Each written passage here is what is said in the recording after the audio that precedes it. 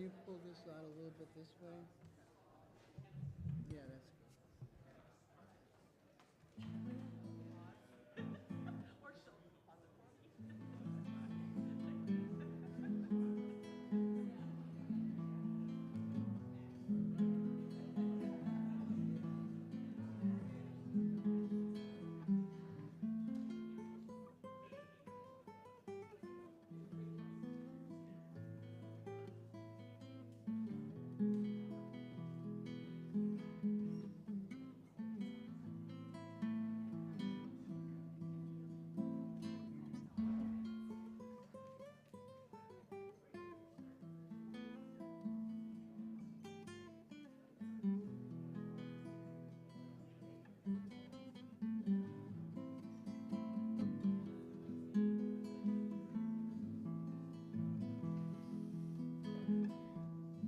It's been a long, hard road.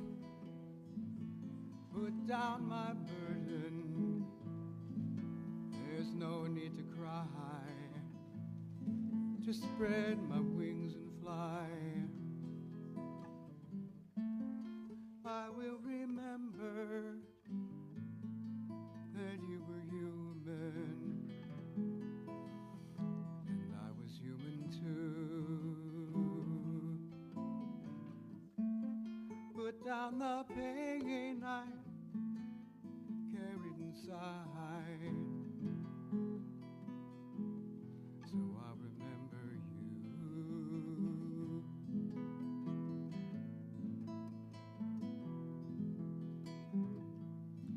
You both are strangers in a strange land. You tried so hard to understand. I will remember that you were human, and I was human too. Put down the pain I carried inside, so I remember you. Remember you.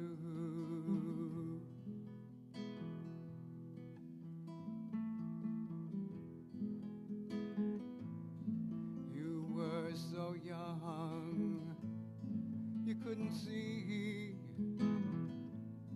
Just 18 years old when you had me. I will remember that you were human, and I was human too. Put down the pain I carried inside, so I remember you.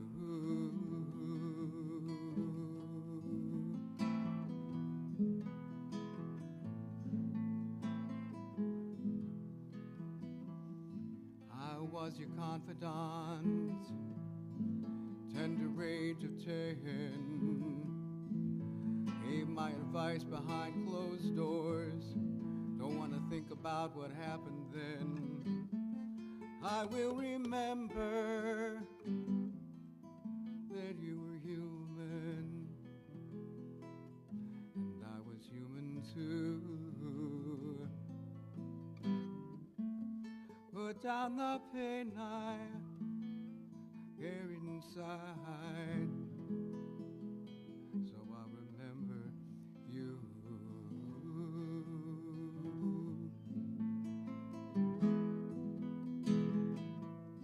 I was the rod, you were the lightning. You struck so hard, pain was frightening. But I will remember that you were human, and I was human too. Put down the pain I carried inside,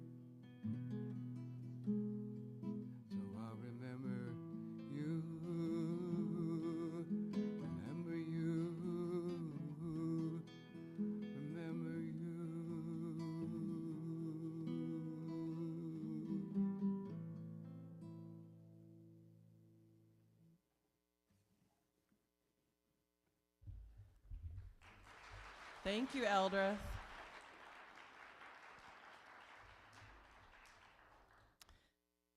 My name is Amy Collins. My pronouns are she, her, and I'm a commissioned lay minister and today's worship associate here at the Unitarian Universalist Congregation of Cleveland. Good morning.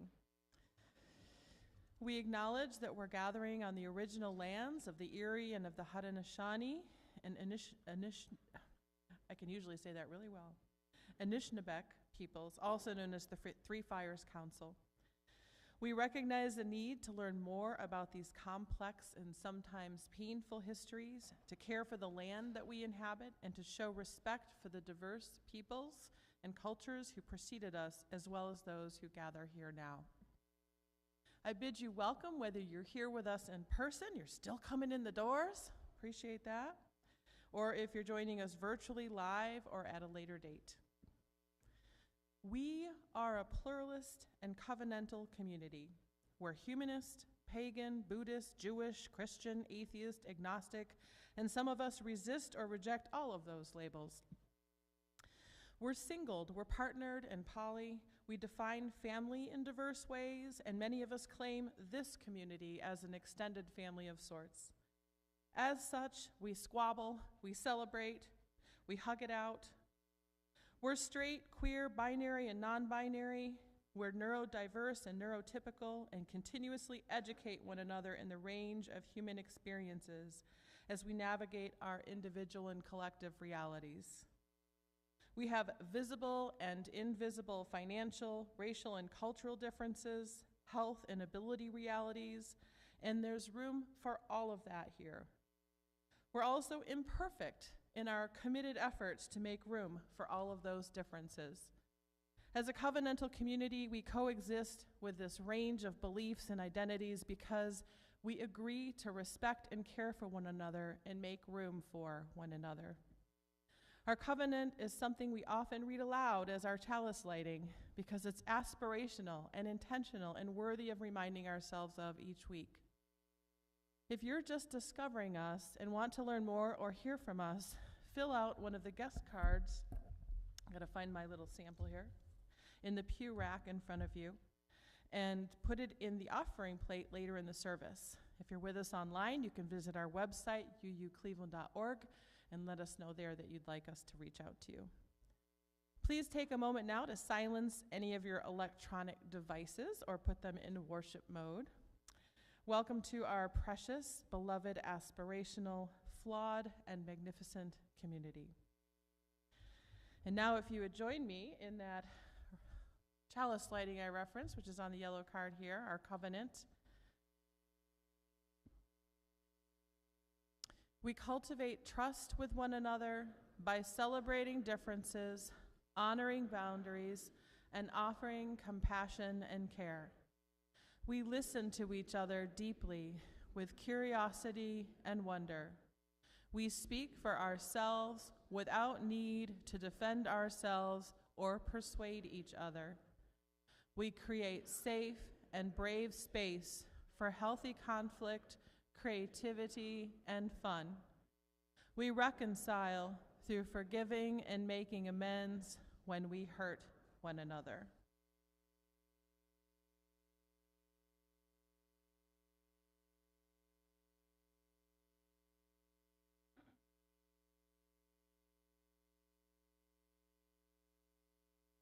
Good morning. I'm the Reverend Randy Partain. My pronouns are they, them, and I am delighted to be with you in worship today, whether you're here in person or participating online. And I invite you to hear these words from Alice Walker.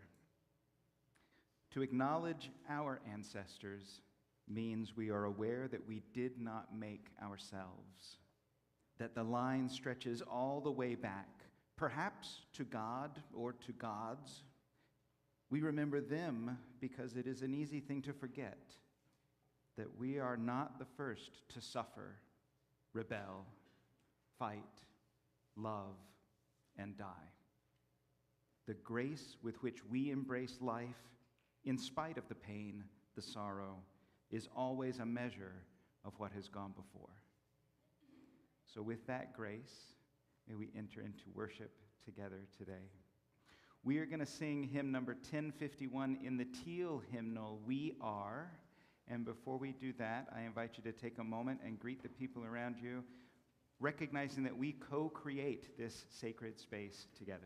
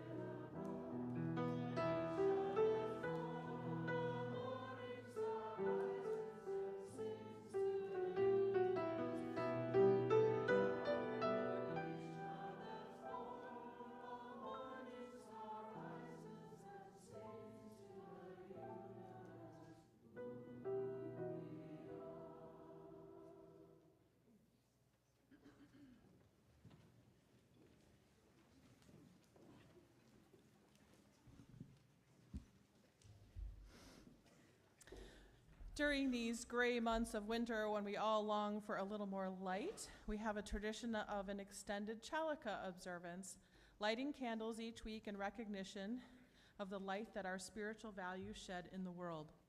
We hope that you're able to spend a little bit of time with this spiritual practice in your home as well, with the great materials that Jenny has been preparing to take home with you each week. This fourth Sunday of Chalika, we lift up our value of equity, which affirms that every person is inherently worthy and has the right to flourish with dignity, love, and compassion. This reflects our legacy of affirming human worthiness and a commitment to equitable and compassionate relationships. Because we value equity, we covenant to use our time, wisdom, attention, and money to build and sustain fully accessible and inclusive communities. Little add-on responsibility for Chalice lighters these days.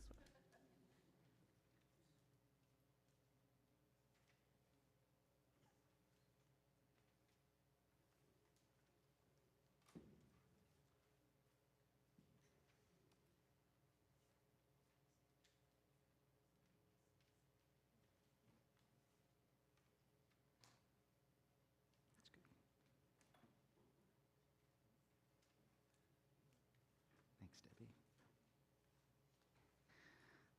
We bring a lot of things into this space with us, and so we take time each week to acknowledge the abundance of things that we bring, whether they are joyful things or things that are burdensome to us, things that concern us. If you join us online, then you can put any joys or concerns that you want to share with the congregation in the comments down below the video. If you're here in person, we have a book where people can put the things that they would like the congregation to know about as a joy or a concern. And so we place a stone this week, keeping Lisa Van Cleef in our thoughts and prayers as she endures pain and possible experimental treatment for her cancer. So our care and prayers are with Lisa. We place a very joyful stone. This looks like a very joyful stone for our 6 new members who joined yesterday at the Considering Membership session. Yay! We're going to officially introduce them to you in a couple of weeks, so we'll have another bunch of stones then. But we will place this stone of joyfulness for their joining our community today. And another stone of joy, I'm not sure who this is from, but for a beloved granddaughter who will be 16 on Tuesday and will get her learner's permit that morning. And this says, "We love her dearly, even if she did drive my tractor into a pond." So a stone of joy and grace and love and forgiveness and all of those hopeful things. What else do you carry with you today? I invite you to come forward and place a stone in the water for any joys or concerns you want to acknowledge. And if you choose to stay seated during this time, I just invite you to extend love and care to those people who do come forward to place a stone.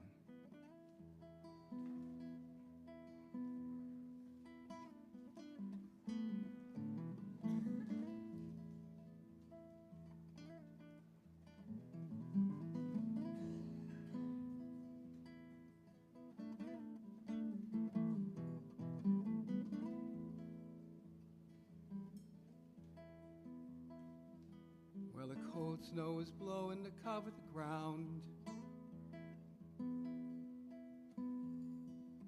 and I sit in my kitchen with no one around, and my mind remembers your fair face and our love that nothing could ever replace. No matter how far the time or the space, I loved you, loved you.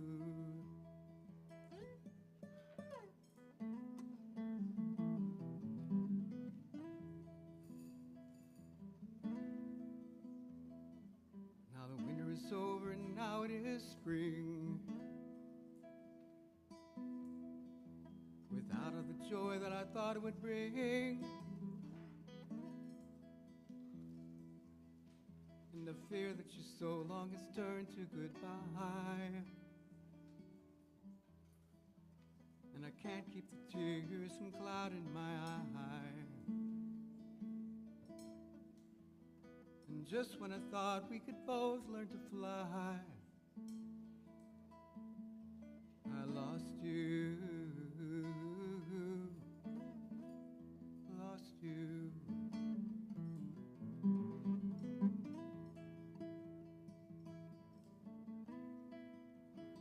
Well, the dog dog days of summer, they follow the spring. But I fear I've only got sad songs to sing. Blues follow me round like an old speckled hound. And I wish I could laugh, but I can't make the sound. And just when I thought of the love that I found, lost you.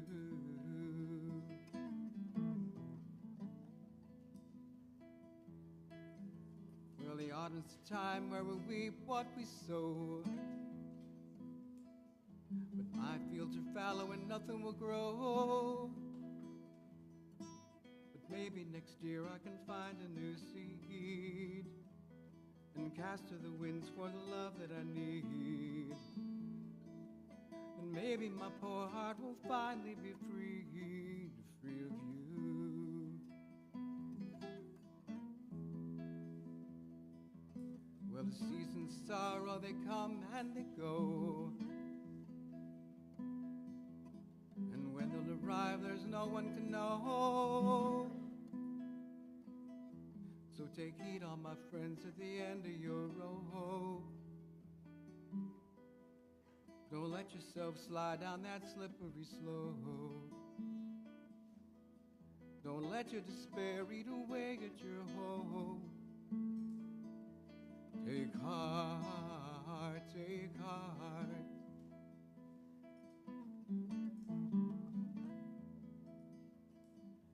Well, I traveled the world as the seasons they've turned. And there's a few lessons, you know, I've learned. You gotta do it yourself, that's the way it must be. But you don't have to do it alone, can't you see? So reach out to your community. They'll help you see, help you be free.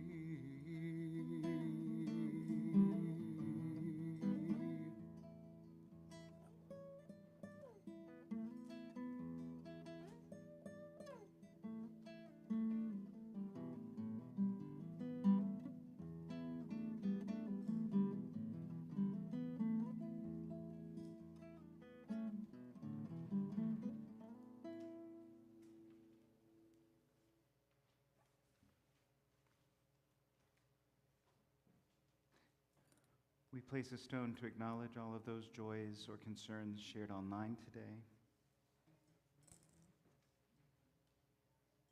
And a stone for those things that we continue to hold within ourselves that don't yet have a way to find expression. And we acknowledge that all of these joys and concerns are a part of our community, a part of our connection with one another, and that in the sharing of our burdens, we hope that they are lessened, and in the sharing of our joys, we hope that they are magnified. May it be so. Amen.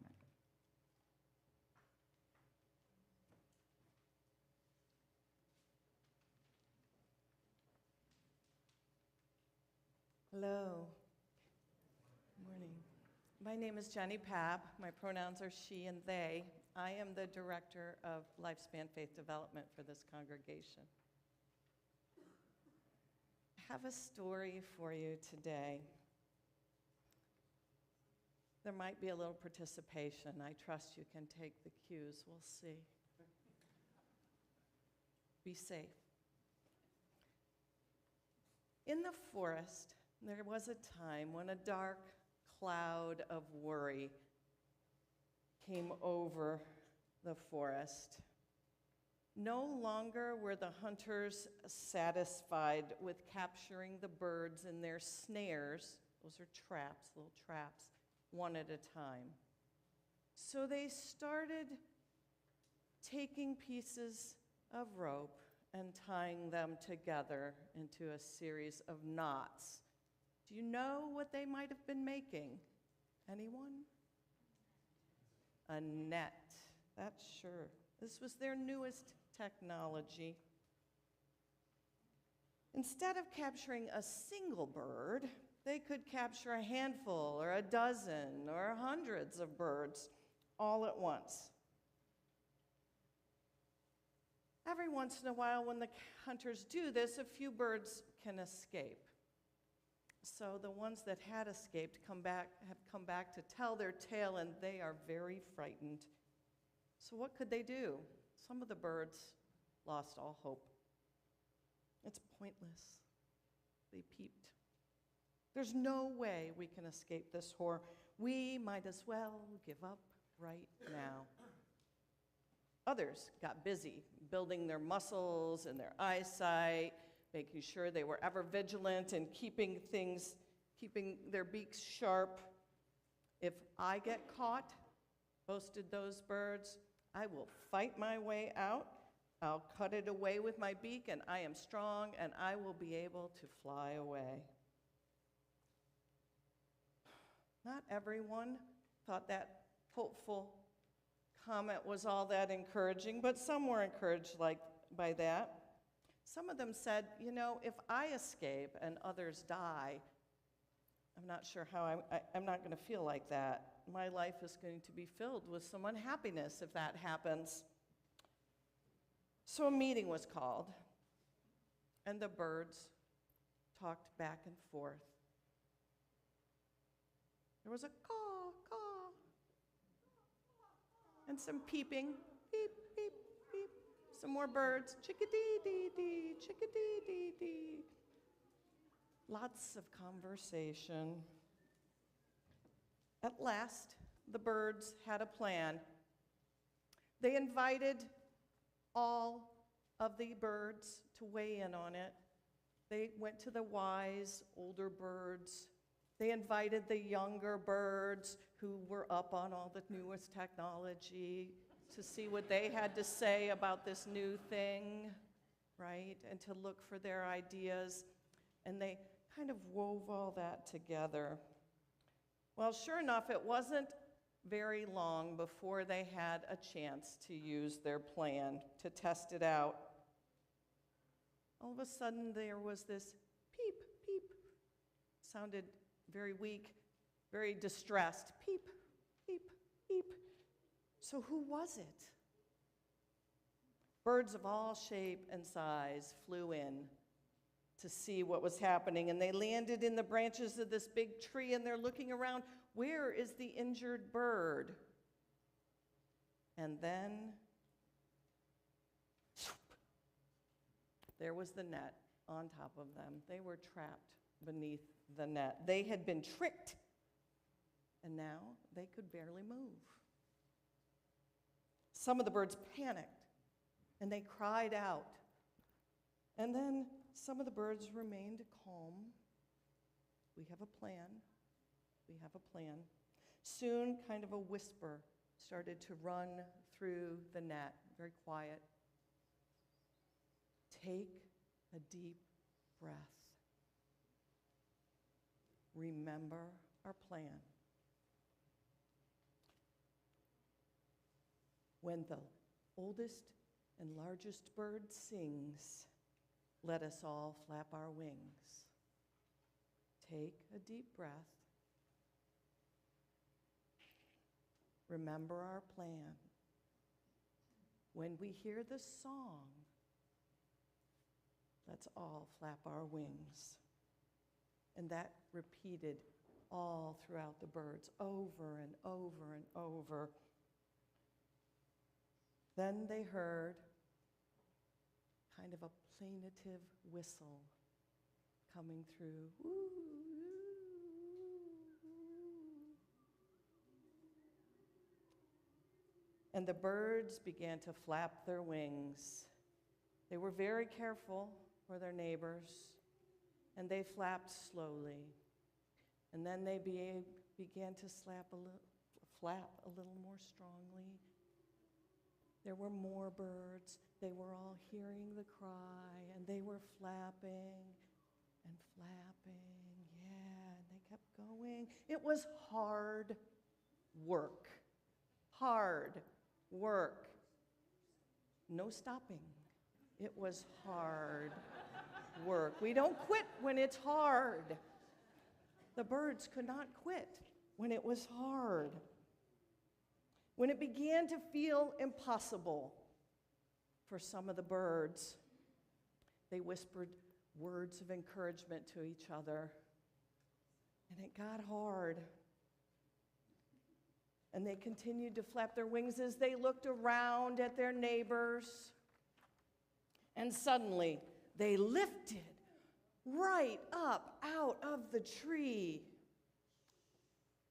way up. And then they heard a cry from the oldest bird, and they all leaned the same way, and the net fell right off.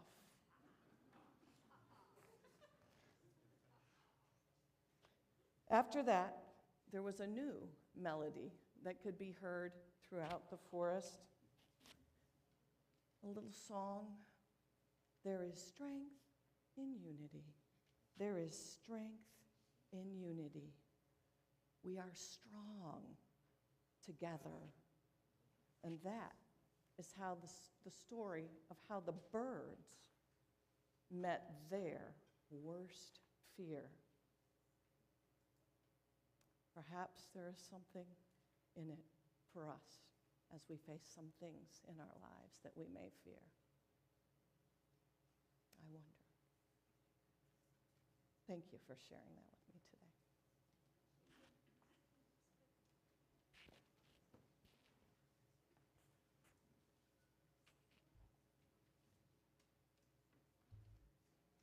This morning's offering is for Green Noble, which represents a 12-year collaboration between this congregation and residents of the Noble neighborhood in Cleveland Heights.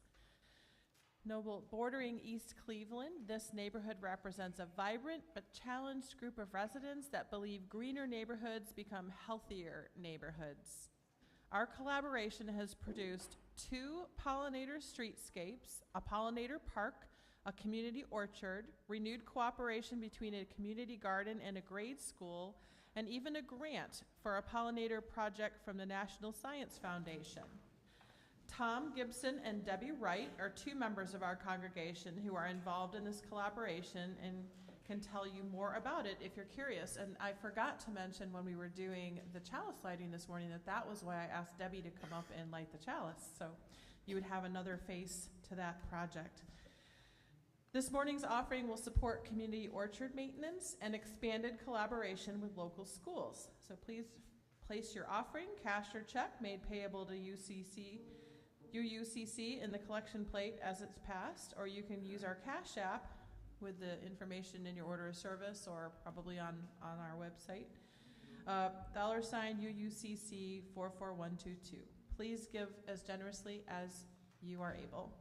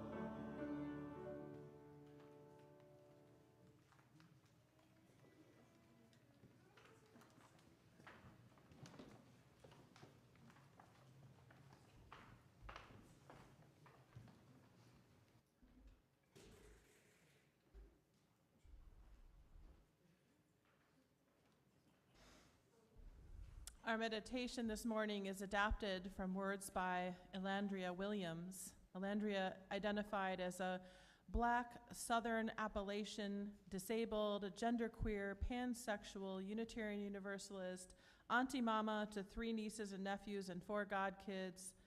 He grew up on Cherokee land in Tennessee, was a lifelong UU and held numerous roles in the faith, and passed away unexpectedly in 2020 at 41 years old. Elandria was passionate about and spent E's life working for racial justice, gender justice, and other social justice issues with a focus on Black and LGBTQ+ history and culture in the Appalachian region. Put your feet down because we are about to do embodiment. Close your eyes, breathe in and out. When you hear the word liberation, liberatory spirit, liberatory life, liberatory possibilities, what does that conjure in your soul? When you hear, we are the liberating force, spirit, light, and love, what does that conjure in your spirit?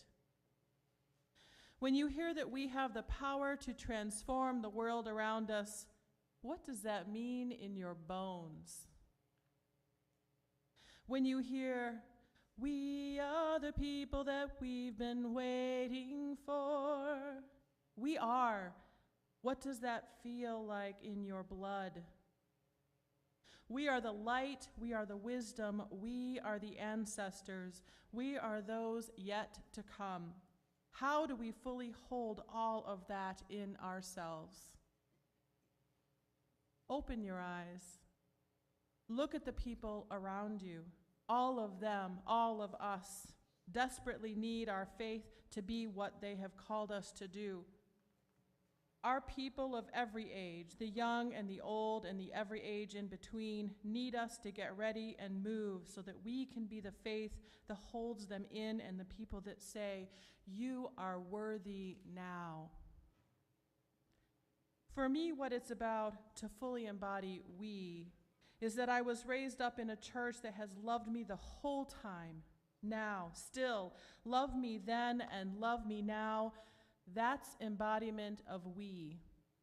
Not, now you're mad and you're mean, so we're kicking you out, but we want all of you and your annoying, unnecessary self at times, and to have the minister ask me what I needed to stay in my church, what I needed to feel that my church was still mine. So what I'm asking of you is to ask each other, what do you need for this church to be yours? And to listen to people when they say what they need. And if it's not nice to other people, maybe not do it, but act in love and care.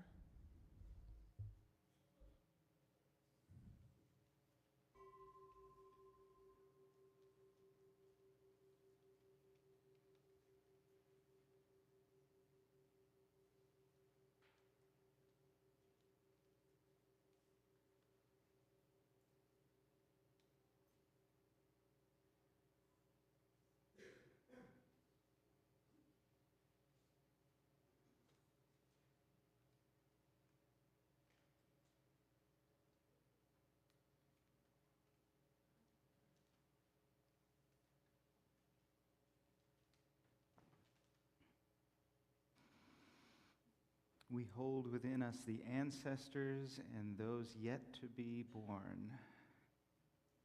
So, imagining maybe doing a little time travel, future time travel, maybe we'll go 25 years. If we go 25 years into the future, and this congregation, Unitarian Universalist Congregation of Cleveland, is receiving an award. Celebration. Yay, we did something amazing.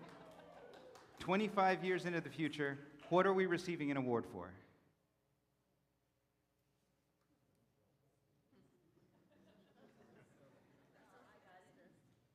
You got it? Okay.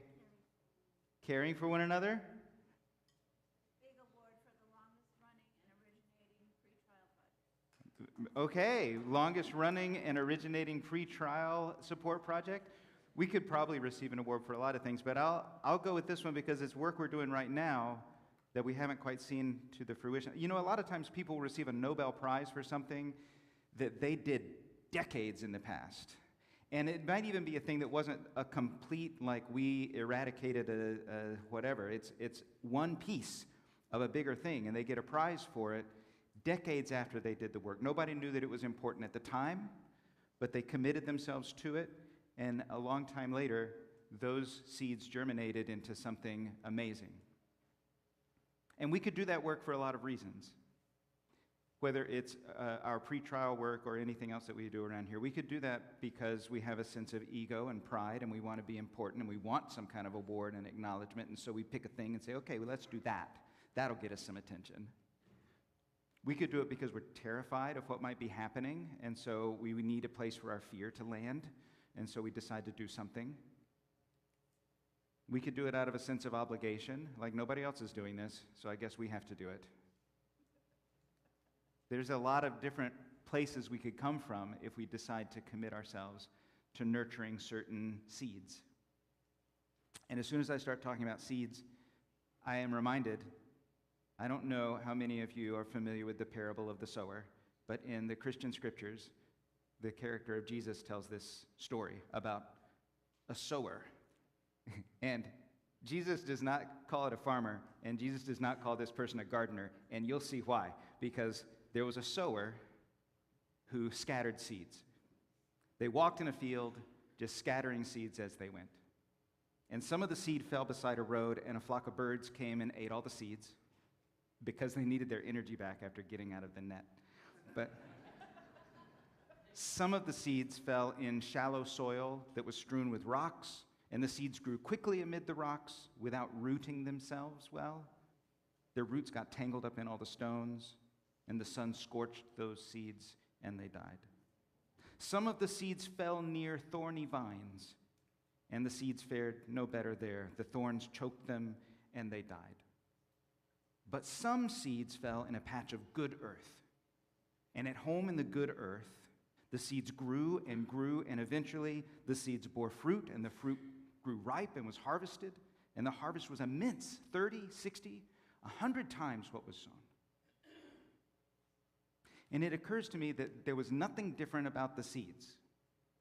The seeds were all the same seeds, just haphazardly scattered in different places. But the seeds were all the same. It was the soil that mattered. And this is something that Ricardo Levins Morales talks about with justice work. The soil matters more than the seeds. And there could be all kinds of reasons why incredible, noble efforts fail to really take root. If we are trying to seek equitable pay for teachers, for instance, is an example that Morales uses, then there might be all kinds of stories about teachers and their attitudes and how much they get in terms of vacation and what there could be all kinds of stories that create poor soil for that kind of effort. So what are some of the maybe shallow soil or thorny vines that we might have here that would be a challenge for our pre-trial efforts? We will get to the good soil, just spoiler alert, we'll go there. But first, what's some of the shallow soil, or any of our efforts to create justice in the world, what's some of the shallow soil or the thorny vines that might get in the way of that? Yeah? Fear of volunteering because I'm not sure what it's going to be like. Yeah, we might have some people, we might have this story that we tell that volunteering for this is a big effort, and this is serious stuff. And so people might be intimidated by the story that we tell about volunteering. Sure. Yeah? Yeah, this doubt that this isn't really going to matter, that could get in the way of us doing good work because we fear that it's just not going to make a difference. Yes?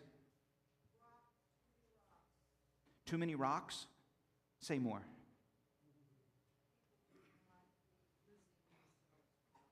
The people would not be using themselves well. Okay. Yeah. We might have disagreements about either the different things that we should be doing with our time and effort, or how we should be doing this. We might have a kind of a scarcity mindset about our resources and disagree about how they get used. We could fight with each other too much to make progress. Bureaucracy. You don't need to say anything else. The shallow soil of bureaucracy. Yeah. Actually, it's this labyrinthine pit of bureaucracy, right? It's not shallow soil at all. It keeps going and going and going and going. It is only a drop in the bucket. This isn't going to make that much of a difference. So we have this mindset that we are too insignificant to really make a big difference. These are incredible vines. You all know all about thorny vines. Thank you. I'll stop there. You might be thinking of some other stuff. Wendell Berry, not that long ago, would say that creating a future of greater wholeness and well-being all turns on affection, which is a word that I don't use a whole lot. It all turns on affection. Wendell Berry says that knowledge without affection leads us astray every time, but affection leads to authentic hope. The factual knowledge in which we seem more and more to be placing our trust leads only to hope of the discovery, endlessly deferrable, of an ultimate fact or smallest particle that at last will explain everything. So Wendell Berry sees a reality in which we are relying on knowledge and our reasoning in order to come up with an answer. We want to have an answer for all the things, and we can use that to do whatever we need to do in life.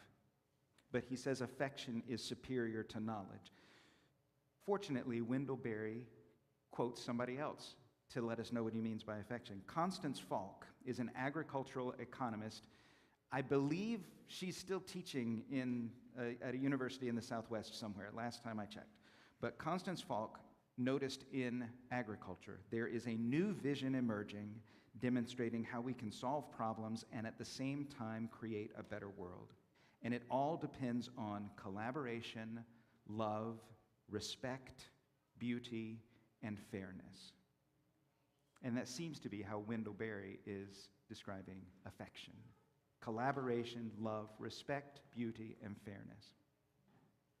And I don't know what things were like when Wendell Berry originally wrote these words, but we are now living in an age where our factual knowledge is increasingly dubious. Our internet searches and our AI queries and our perusing of social media easily lead us into marshes of misinformation. Human imagination has been turned into a tool of malice and deception. So it's understandable that we would seek for something reliable to guide us in such an environment. And maybe one way we would name that guidance is liberating love. We might name it affection. Maybe it is a guide that depends on collaboration and love and respect and beauty and fairness, as Constance Falk put it.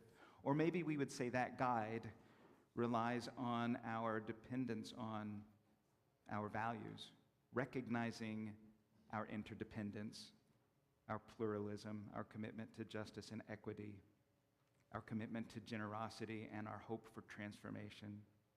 Not to replace reason and sound thinking, but as a partner alongside our logical and intellectual capabilities, a spiritual compass to guide us into how we put our analytic and rational skills to best use in creating wholeness and well-being. We don't have to prove how brilliant we are.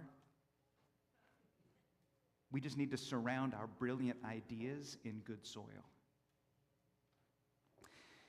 And I admit, a lot of our facts, a lot of our knowledge right now can get us feeling pretty depressed about the state of things and the future of things. The future looks bleak from a certain data-based standpoint. And so that question of why even bother, why not just give up, is something that Francis Weller addresses in The Wild Edge of Sorrow.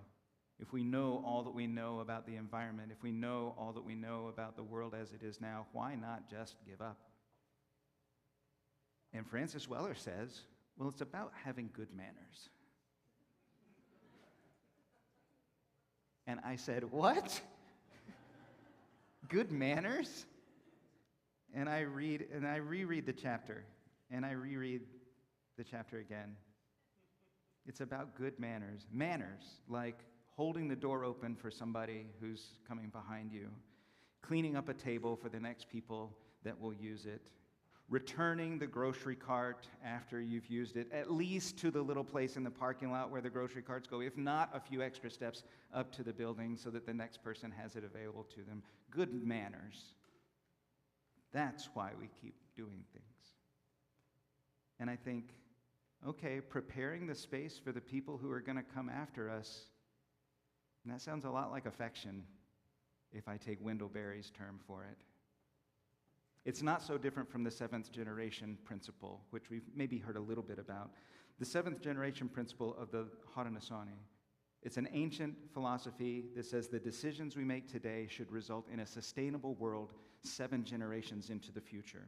It dates back at least to the great law of the Haudenosaunee Confederacy, which was written around 1142 or maybe as late as 1500, depending on who you ask. But this philosophy formed the political and ceremonial and social fabric of the 5-nation Confederacy, later 6. The greater law of Haudenosaunee Confederacy also informed the United States Constitution, because Benjamin Franklin was rather enamored with their system of government. And so, in other words, our national ancestors envisioned a government based not on European governments, but on the governmental structure of the indigenous people of this land. That we have reverted to a modified version of medieval European castes and feudalism reflects how challenging and aspirational this 7th generation philosophy is for us. We hear it a lot referred to in regards to decisions about natural resources and ensuring that those decisions are sustainable for 7 generations into the future, but it can also be applied to relationships. Every decision that we make could result in sustainable relationships 7 generations into the future. We tell a different story a lot of times in our culture. We're bombarded with this in society. We have a story of constant growth, consumerism, even our justice efforts. We think of onward and upward forever kinds of things. This idea that each generation will have it better than the parents' generation, with the assumption that more is synonymous with better. It's a belief system that is creating increasing inequality and ecocide. We're actually stealing from future generations. That's not good soil. I don't have to say that, but I will. That's not really good soil. If we look back to our ancestors, our congregational ancestors, or personally, back to your personal ancestors, you may be able to tell some of these stories too. But for us, back 7 generations ago, that'd be somewhere between 1850 and 1885. In Northeast Ohio, there were lots of smaller Universalist communities in the early 1800s. In 1891, maybe that was 6 generations ago, but in 1891, All Souls Universalist Church organized, and in 1932, it merged with First Unitarian Church of Cleveland. Of all those smaller Universalist communities that were proliferating in the 1800s, North Royalton is the only one that has sustained and lasted through that time, and that community, that building at the time, served as a station on the Underground Railroad, and they also called a woman minister, Abby Danforth, in 1878. 1878 was the year when the Unitarian Church, First Unitarian in Cleveland, built a building. In 1836, there was a Unitarian society formed, but it wasn't until 1878 that they built a building for themselves. And they changed their name to the Church of the Unity, just to confuse things. Not just to confuse things. They also called 2 ministers from the Iowa Sisterhood, Miriam Murdoch and Florence Buck, around the turn of the century. Those 2 women served jointly as ministers of that congregation. That church sponsored the first free kindergarten, or one of the first free kindergartens in the Cleveland area, and they provided free job training for immigrant women moving into this space. Were they thinking of us when they did those things?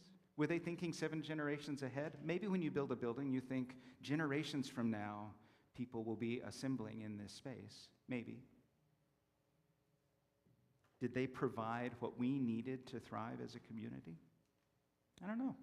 I mean, it's difficult to do, honestly. We get distracted by the immediate needs of today pretty often. Maybe they saw the immediate need for free kindergarten and said, we're going to do this, and we're not really thinking 7 generations into the future.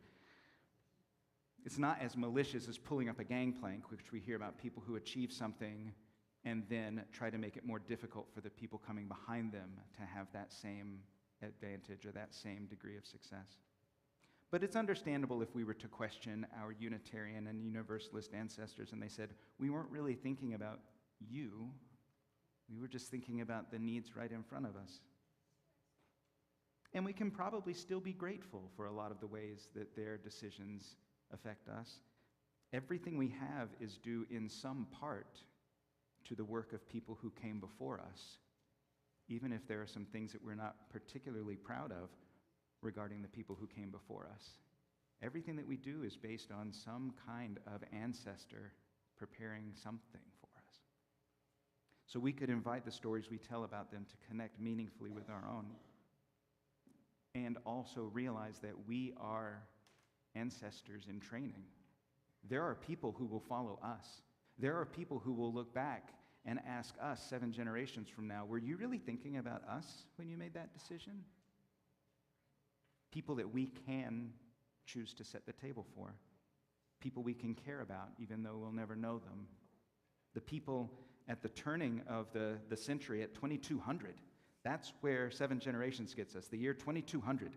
That's when the Matrix takes place. Although we do have to get through the years of Minority Report and Total Recall before we get there. And we completely missed the mark with Blade Runner, but that's a different sermon. We can have some amazing seeds, but the soil matters more than the seeds. So what kind of soil are we preparing for the seeds that we are planting and the seeds that will be planted by the generations to come? It's not just about what we prefer or what needs we see right in front of us, but it's about that soil of collaboration and love and respect and beauty and fairness that Constance Falk talked about. It's the soil that says we really mean it when we say that we acknowledge our interdependence and our need for pluralism. We really mean it when we say that we want to be transformed by the community that we create. We really mean it when we say that we're seeking for equitable reality and justice in the world. What stories do we want the people of 2200 to tell about us, about the Unitarian Universalist congregation of Cleveland in the years around 2025? In their eyes, will we be a people of hope and commitment? Will they know from the stories that they have about us that we were thinking of them and they're thriving when we made the decisions of today?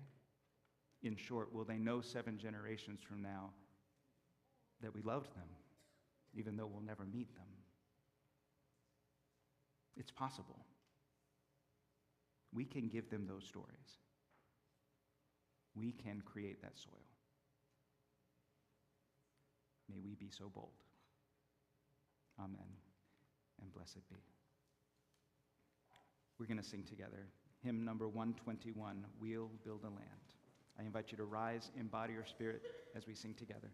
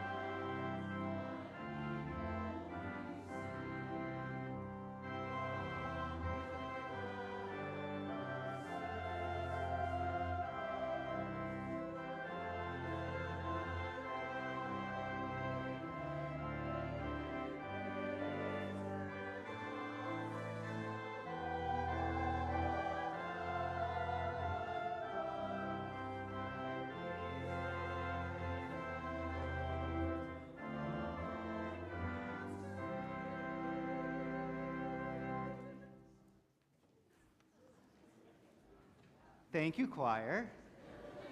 like the whole choir. Fact checkers have done their quick work, and I heard it over here, but I didn't know what I was hearing. In my notes, it did say North Olmsted. I said Royalton. That was a mistake of me speaking. It was Olmsted Church that was an Underground Railroad site. So, just for those of you that think that I don't know what I'm talking about, you're right. But Olmsted is the place. I do want to remind you, just the only announcement today really is that 2 Sundays from now, February 9th, we're going to have our meal together after the service, and that congregational conversation is going to be with the firm that is helping us consider what we need from our building and what our building needs from us. This will be the one time when the whole congregation is going to be in conversation with that group of people who are guiding this decision-making process. There will be smaller groups that have conversations around that as well. But please be a part of that conversation next week. Doesn't matter if you've been here for how many years, it doesn't matter how you use the building. You have an opinion about that, and it matters. In 2 weeks, February 9th, yeah. And in preparing for that conversation, and for all of our other work here, we have an opportunity to ask, what is the soil that we are preparing? Whether we're getting together for a pre-trial support training, whether we're getting together with a committee, whether we're getting together with our small group for social time. If it's connected to this, we have an opportunity to say, what is the soil in which we're planting these seeds?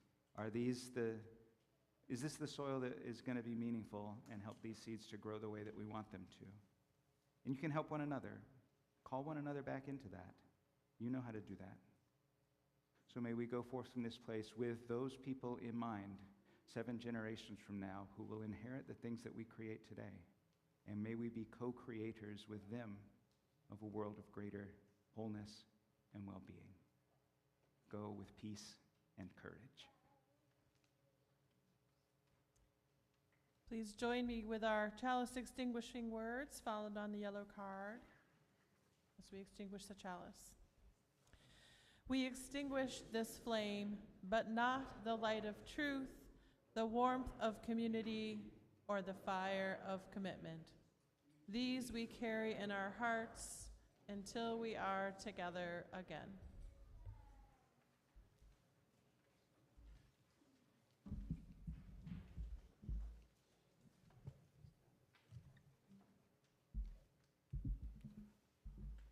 Well, hi, everybody.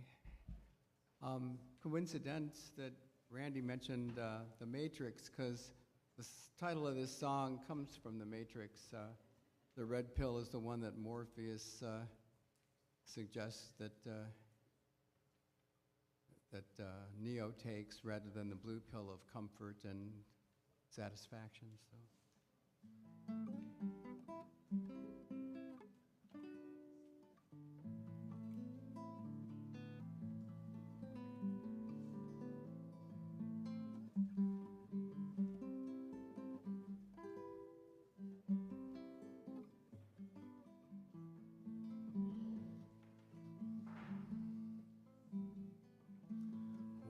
Younger, I thought I could change things, worked hard at it all of my life.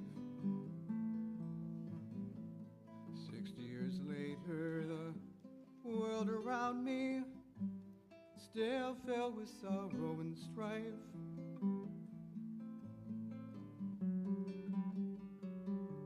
Oh, I really thought we were gonna change things. So tired of looking around and seeing the same things. People treating other people and the world as playthings. As they go around and round and round and round and round in vicious rings and vicious rings.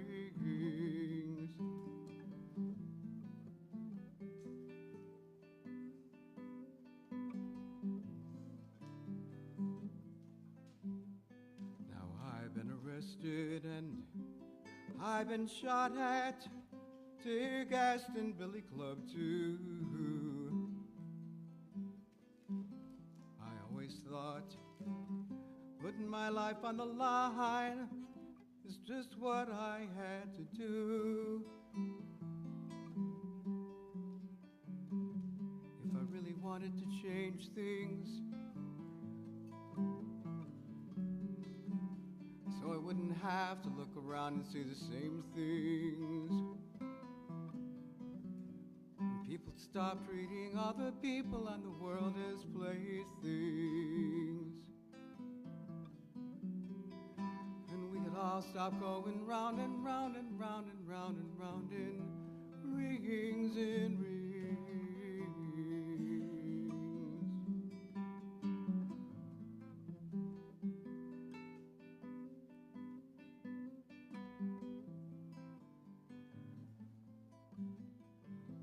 Still the earth is groaning, plants are moaning, animals struggle to breathe. If we can't change the way we do things, I'm afraid there will be no reprieve. That's why we really gotta change things, so we won't have to look around and see the same thing. People can stop treating other people and the world as playthings. And they can finally stop going round and round and round and round and round and round in rings, no more rings.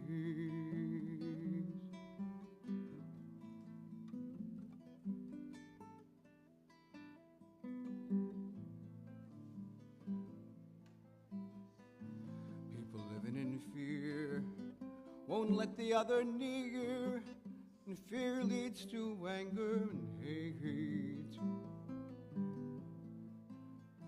Hate leads to suffering, as old Yoda told us. I know some of you can relate, and you too really want to change things, 'cause you're all so tired of looking around and seeing the same things, and you want to stop going round and round and round and round and round and round and round in rings, no more rings.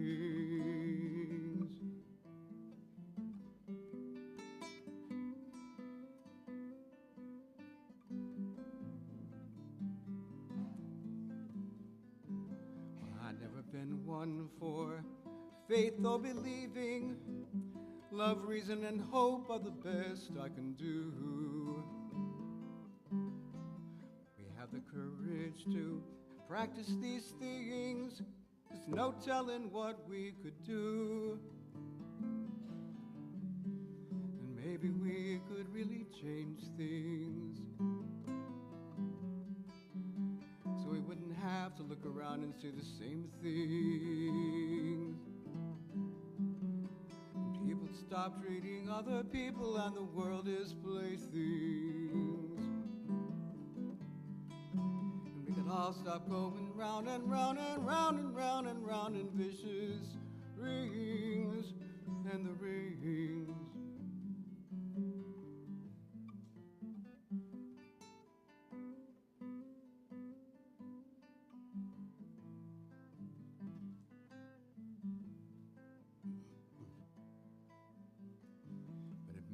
Be enough to bring the system down, and it's a system that's killing us all, one in which people are just means, not ends. That's why we've got to make it fall. We just may need a revolution,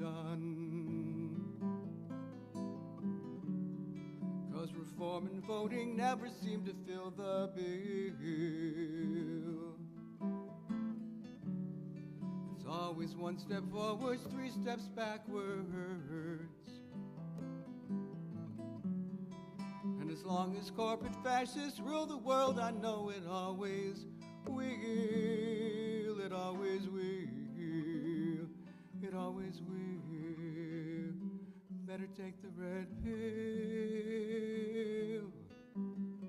Better take the red pill.